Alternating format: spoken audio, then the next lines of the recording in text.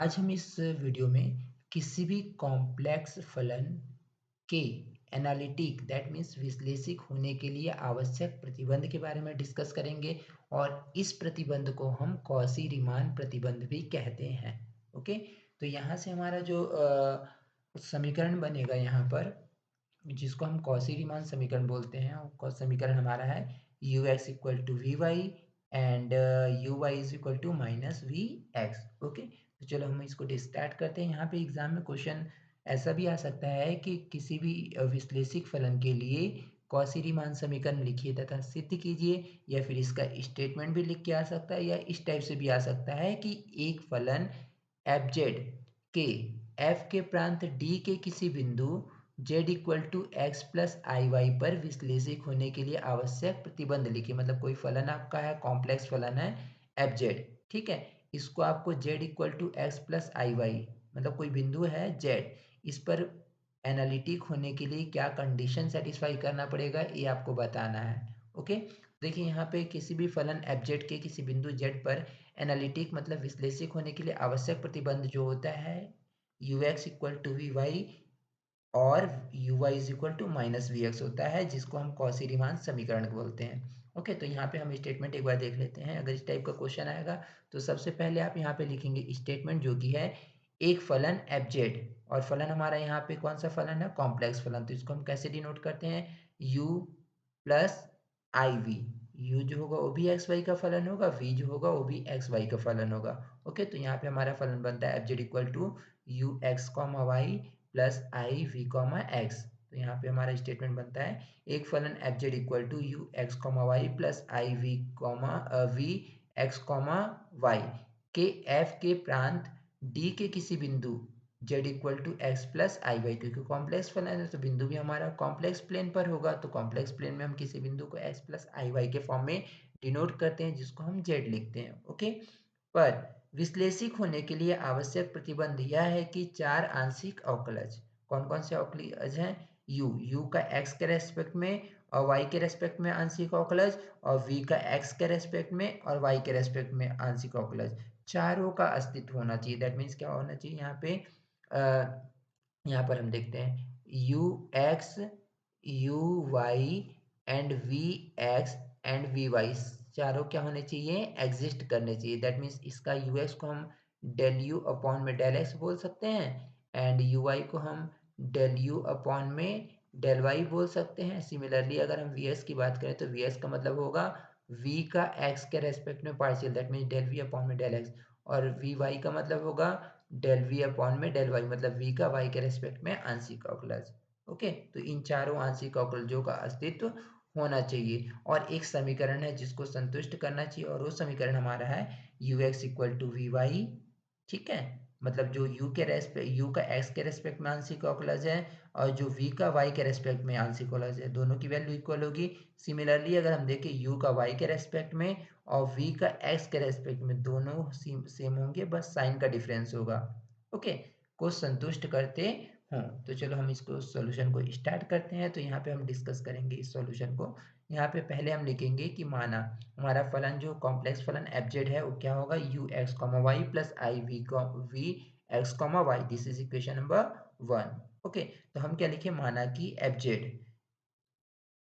Z equal to u x comma Y plus I we x comma y के किसी प्रांत d के किसी बिंदु पर विश्लेषिक होने के लिए, दैट मीन्स एनालिटिक होने के लिए आवश्यक प्रतिबंध जो होता है, मतलब अगर ये प्रतिबंध इज अगर हमारा एफ जेड डी के प्रांत डी के किसी बिंदु पर विश्लेषिक है, तो यहाँ पे हमारा जो एफ डैश जेड की वैल्यू क्या होनी चाहिए, f dash z equal to limit del z tending to zero f Z plus del z minus f z upon में डेल जेड।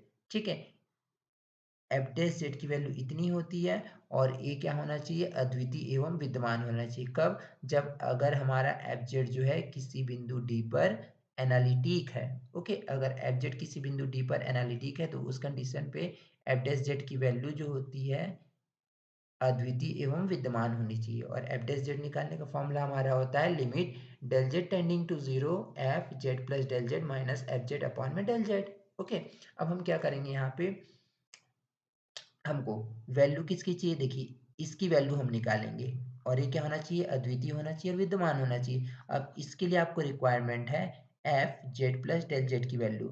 एफ जेड की वैल्यू तो आपको पता है इतना है। ओके, हमको वैल्यू किसकी चाहिए, f Z plus del Z की वैल्यू। तो f Z plus del z तो यहाँ से मिल सकता है, यहाँ पे आप क्या करोगे, जेड की जगह में आप पुट कर दोगे z plus del z. Okay, तो वही हम यहाँ कर रहे हैं। सबसे पहले क्या किया, यहाँ पे जेड की जगह में हम रख रहे हैं जेड।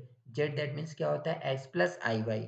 ठीक है, क्योंकि हम लोग कॉम्प्लेक्स प्लेन में बात करें और कॉम्प्लेक्स प्लेन में जेड क्या होता है, किसी बिंदु को डिनोट करता है जिसको हम क्या लिखते हैं, एक्स प्लस आई वाई, एक्स वाई प्लेन में। ओके, तो हमको यहाँ पे क्या करना है, डेल जेड। डेल जेड की वैल्यू क्या होगी, अगर जेड एक्स प्लस आई वाई है तो डेल जेड क्या होगा, डेल एक्स प्लस आई डेल वाई। ओके, तो हमको यहाँ पे देखो, अगर f Z plus del Z की वैल्यू चाहिए तो यहाँ जेड के पोजीशन पे क्या पुट करना पड़ेगा, जेड प्लस डेल जेड। तो हम देखते हैं यहाँ पे, अगर जेड इतना है डेल जेड इतना है, तो यहाँ पे अगर देखें जेड प्लस डेल जेड कितना होगा, X plus del x plus आई वाई प्लस डेल वाई हो जाएगा। ओके, इन दोनों को ऐड कर दिए हैं, वास्तविक को वास्तविक के साथ, कॉम्प्लेक्स को कॉम्प्लेक्स के साथ। ओके, तो अब हम इसको मान को कहाँ पर रखेंगे, जेड प्लस डेल जेड को समीकरण नंबर 1 में, जिससे हमको किसकी वैल्यू मिल जाएगी, f Z plus del Z की वैल्यू। तो देखो समीकरण नंबर 1 में रखे z equal to z plus del z. तो समीकरण नंबर 1 हमारा था f z equal to u x comma Y plus I we x comma y. Okay, तो जेड की जगह हम रखेंगे जेड प्लस डेल जेड, तो आपको वैल्यू मिलेगी f Z plus del z equal to u x plus del x. जब आप जेड की जगह में जेड प्लस डेल जेड रखोगे तो यहाँ पे एक्स की जगह में क्या हो जाएगा, आपका एक्स प्लस डेल एक्स हो जाएगा, और वाई की जगह में क्या होगा, वाई प्लस डेल वाई। तो वाई की जगह में आ गया y plus del y. Similarly यहाँ भी i we x comma y था, तो यहाँ पे एक्स की जगह में क्या हो जाएगा, आपका x plus del x plus y plus del y. Okay, तो ये हमको वैल्यू मिल गई f Z plus del Z की वैल्यू। अब इस वैल्यू को हम पुट कर देंगे समीकरण नंबर 2 में। तो समीकरण नंबर 2 से आपको एफ डैश जेड की वैल्यू मिलेगी, जो कि क्या होगी, देखो अभी तक हमारा यहाँ पे del z tending to zero था, अब डेल जेड हमारा किस में कन्वर्ट हो गया, एक्स एंड वाई के फॉर्म में। ओके, एक्स एंड वाई के फॉर्म में, मतलब डेल एक्स और डेल वाई है। तो यहाँ पे जो लिमिट टेंडिंग टू जीरो था, जेड टेंडिंग टू जीरो, किस में कन्वर्ट हो जाएगा, del x tending to zero और del Y tending to zero. Okay, हम यहाँ पे वैल्यू रख दिए हैं यहाँ पर F Z plus del Z की वैल्यू। तो f Z plus del Z की वैल्यू ये थी, हम इसको पुट कर दिए हैं माइनस एफ जेड, और एफ जेड की वैल्यू आपके पास इतनी है, तो यहाँ पे हम ये वैल्यू रख दिए हैं अपॉन में। अपॉन में आपका था यहाँ पे डेल जेड, और डेल जेड की वैल्यू क्या है, डेल एक्स प्लस आई डेल वाई। तो हम यहाँ पे रखे डेल एक्स प्लस आई डेल वाई। ओके, अब हम क्या कर रहे हैं, u वाले को एक साथ और v वाले को एक साथ, या फिर बोल सकते हो वास्तविक को एक साथ, अधिकल्पित को एक साथ कर रहे हैं। ठीक है, तो इसको हम कुछ नहीं किए, limit del del x tending to zero and del Y tending to zero लिखे। ओके, वास्तविक यहाँ पर अगर देखें तो यहाँ पर वास्तविक क्या है, you x plus del x comma Y plus del Y. तो हम लिखे U x plus del x comma Y plus del Y minus. Okay, यहाँ सेकेंड में वास्तविक क्या है, ए वाला part, that means you x comma Y. तो हम यू एक्स कॉमा वाई लिखे प्लस, अब अधिकल्पित को देखो तो फर्स्ट में अधिकल्पित था I we x plus del x comma Y plus del Y. तो हम देखो, और यहाँ पर है i we x comma Y, तो हम क्या किए, आई को कॉमन ले लिए। आई को कॉमन लेगो तो यहाँ पे अधिकल्पित आपका ये बचेगा। ओके, अधिकल्पित पार्ट का है, माइनस अंदर जाएगा तो यहाँ पे क्या होगा, V x comma Y upon में X plus del X, sorry X plus del x plus आई डेल वाई बचेगा, जिसको हम बोले समीकरण नंबर 3। ओके, अब इसके आगे हम प्रोसीड करते हैं। तो समीकरण नंबर 3 को अभी तो हम सेम उसी को कॉपी करके यहाँ लिख लिए हैं, ताकि हमको पेज बाद में ना पलटना पड़े। अब हम क्या किए, यहाँ पे समीकरण नंबर 3 हमारा इतना मिला। अब हम इसमें क्या करेंगे, एक बार डेल जेड जो था, ठीक है, डेल जेड को हम पूर्णतः वास्तविक लेंगे, और एक बार डेल जेड को पूर्णतः क्या लेंगे, अधिकल्पित। और डेल जेड हम जैसा कि देखें, डेल जेड क्या था आपका, del z just del z equal to था डेल एक्स प्लस आई डेल वाई। ओके, जब हम यहाँ पे डेल जेड को पूर्णतः वास्तविक लेंगे तो डेल वाई क्या होगा, जीरो, क्योंकि तो अधिकल्पित भाग है। तो हमारा यहाँ से मिल जाएगा डेल वाई की वैल्यू जीरो मिल जाएगी। ओके, और डेल जेड देन किसके इक्वल हो जाएगा, ओनली डेल एक्स के। तो हम यहाँ पे क्या किए, डेल अगर हम डेल जेड को पूर्णतः वास्तविक लेंगे तो यहाँ पे डेल जेड जो होगा डेल एक्स के इक्वल हो जाएगा, और डेल वाई की वैल्यू जीरो हो जाएगी। ठीक है, तो समीकरण नंबर 1 से अगर हम देखें, समीकरण नंबर 1 क्या हो जाएगा, देखो अगर हम डेल जेड को पूर्णतः वास्तविक लेंगे तो तो आपको यहाँ पे मिलेगा एफ डैश जेड की वैल्यू जो कि होगी limit del x tending to zero. क्यों? क्योंकि वाई तो आपका जीरो हो जा रहा है, तो del Y tending to zero नहीं होगा बल्कि क्या होगा, del x tending to zero हो जाएगा। ओके, और यहाँ पे क्या बचेगा, u x plus del x होगा और वाई हो जाएगा। क्यों? क्योंकि डेल वाई तो जीरो हो जाएगा, तो यहाँ पे आप क्या लिखेंगे, Y comma sorry minus you x comma Y same लिखे, plus I we x plus del X same रहेगा comma Y plus del Y तो जीरो हो गया, तो आप डायरेक्ट क्या लिखोगे, Y minus we x comma Y upon में क्या होगा, डेल एक्स प्लस आई डेल वाई है, तो ये तो जीरो हो गया, तो क्या बचेगा यहाँ पे डायरेक्ट डेल एक्स। ओके, अब हम क्या कि यहाँ पे limit del x tending to zero, देखो डेनोमिनेटर दोनों के साथ है तो हम क्या कि इसके साथ अलग लिख दिए और आदिकल्पित वाले का अलग कर लिए ना, तो लिमिट भी दोनों के साथ ऑपरेट होगा, तो लिखिए limit del x tending to zero u x plus del x comma y minus you x comma Y upon में क्या है डेल एक्स, प्लस आई को हम बाहर कर दिए, limit del x tending to zero, limit हो जाएगा यहाँ पर del x tending to zero.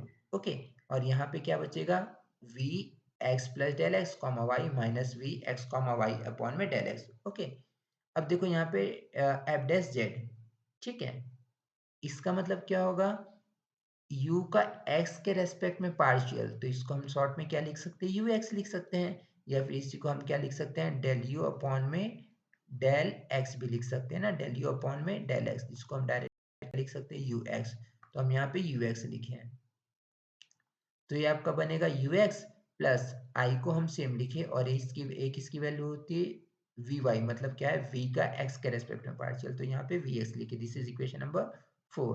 Okay,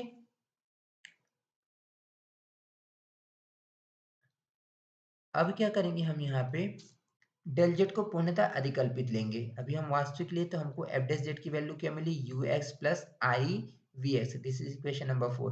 अब हम क्या करेंगे, डेल जेड को पूर्णतः अधिकल्पित लेंगे, अगर डेल जेड को आप पूर्णतः अधिकल्पित लोगे तो उस कंडीशन पे क्या होगा, del z equal to del z equal to, देखो आपका यहाँ पे वैल्यू था del z equal to del x plus I del y, अब डेल वाई को पूर्णतः अधिकल्पित ले रहे हो तो डेल एक्स की वैल्यू जीरो हो जाएगी और डेल जेड किसके इक्वल हो जाएगा, आई डेल वाई के, तो ये हम यहाँ पे लिखे हैं, अगर हम पूर्णतः डेल जेड को अधिकल्पित लेंगे तो उस कंडीशन पे डेल जेड इक्वल टू होगा I del Y and del X equal to zero हो जाएगा। अब हम इस फिर से कहाँ जाएंगे, समीकरण नंबर 3 से, तो समीकरण नंबर 3 से आपको एफ डेस जेड की वैल्यू मिलेगी जो कि होगी limit y tending to zero. Okay, क्योंकि डेल एक्स तो जीरो हो गया, अब इसका कोई मतलब नहीं होगा, del Y tending to zero हो जाएगा एंड यू एक्स, क्योंकि डेल एक्स तो जीरो हो गया तो यहाँ पे डेल एक्स नहीं रहेगा ना, x comma Y plus del Y minus you x comma y, similarly यहाँ भी डेल एक्स जीरो हो गया तो क्या बचेगा, I we x comma Y plus del Y minus we x comma Y upon में आई डेल वाई। सिमिलरली अब यहाँ पे डिनोमिनेटर को दोनों के साथ सेपरेट करोगे तो लिमिट भी दोनों के साथ जाएगा, limit del Y tending to zero u x comma Y plus del Y minus you x comma Y upon में आई डेल वाई, प्लस यहाँ पर देखो आई दोनों के साथ होगा, न्यूमरेटर डिनोमिनेटर के साथ कैंसिल हो गया, तो यहाँ पे limit del Y tending to zero v x comma Y plus del Y minus we x comma Y upon में डेल वाई होगा। ठीक है, तो यहाँ पे क्या हो गया, वन अपॉन में आई को अगर हम बाहर लिखें तो इसका मतलब होता है यहाँ पे u का y के रेस्पेक्ट में partial, that means u y की वैल्यू है, तो हम वन अपॉन में आई को बाहर कर दिए, यू वाई लिख दिए, प्लस ये जो है वैल्यू आपका v का y के रेस्पेक्ट में partial, that means v y है, तो हम वी वाई लिखे।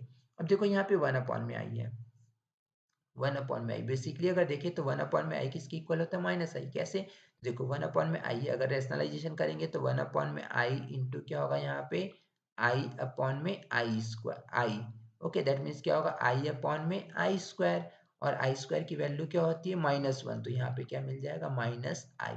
Okay, that means one upon में आई की वैल्यू क्या होती है माइनस आई, तो यहाँ पर हम देखें तो वन अपॉन में आई के जगह हम लिख दिए माइनस आई और यू वाई लिखे एंड यहाँ क्या मिल गया v y, this is equation number 5। Okay, तो देखिए इक्वेशन नंबर 4 से हम देखिए f dash z equal to क्या मिला, u x plus I we x, और इक्वेशन नंबर 5 से आपको क्या मिला, f dash z equal to minus I you Y plus we y मिला। ठीक है, अब हम क्या करेंगे समीकरण नंबर 4 और 5 से, दोनों का लेफ्ट इक्वल है तो दोनों का राइट भी आपस में इक्वल होगा, that means you x plus I v y. ठीक है, you x plus i, just wait,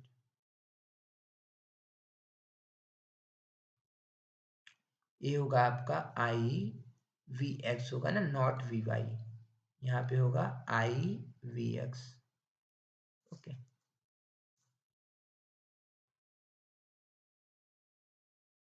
we X. ठीक है, दैट मीन्स क्या होगा यहाँ पे, U x plus I we x किसके इक्वल हो गया, I you Y plus we Y के, minus I you Y plus we Y को। अब यहाँ पे हम लोग वास्तविक अधिकल्पित भाग की तुलना करेंगे। अगर वास्तविक भाग की तुलना करें तो यहाँ पे यू एक्स है वास्तविक भाग और यहाँ पे वी वाई है, दैट मीन्स यू एक्स इसके इक्वल होगा यू वी वाई के। और अगर अधिकल्पित भाग की तुलना करें तो यहाँ पे अधिकल्पित है वी एक्स और यहाँ पे क्या हो गया यू वाई, दैट मीन्स हम बोल सकते हैं कि u x v x sorry v x किसके इक्वल हो गया, माइनस यू वाई के, या फिर बोल दो यू वाई इक्वल है माइनस वी एक्स के। तो हम वही लिखें यू वाई किसके इक्वल है, माइनस वी एक्स के। आप कुछ भी लिख सकते हैं दोनों में से। ठीक है, तो इस तरह से हमारा एक फाइनल इक्वेशन मिलेगा और इस इक्वेशन को हम बोलते हैं कॉची रीमान इक्वेशन। तो देखो हम यहाँ पे मेंशन भी किए हैं कि इस समीकरण को हम कॉची रीमान समीकरण कहते हैं। ओके, तो ये बनता है हमारा कॉची रीमान समीकरण का प्रतिबंध या किसी भी फलन एफ जेड के किसी बिंदु जेड पर विश्लेषित होने के लिए आवश्यक प्रतिबंध। तो देखो आवश्यक प्रतिबंध क्या होता है, यू एक्स जो होता है वी वाई के इक्वल होता है। ठीक है, इसको हम ऐसा भी लिख सकते हैं, डेल यू अपॉन में डेल एक्स इक्वल टू क्या होगा, डेल वी अपॉन में डेल वाई। सिमिलरली जो सेकेंड वाला है दैट मीन्स ए वाला, इसको हम लिख सकते हैं डेल यू अपॉन में del y equal to minus del v upon में डेल एक्स। ओके, तो इस तरह हमारा ये क्वेश्चन कंप्लीट होता है। Okay, thank you.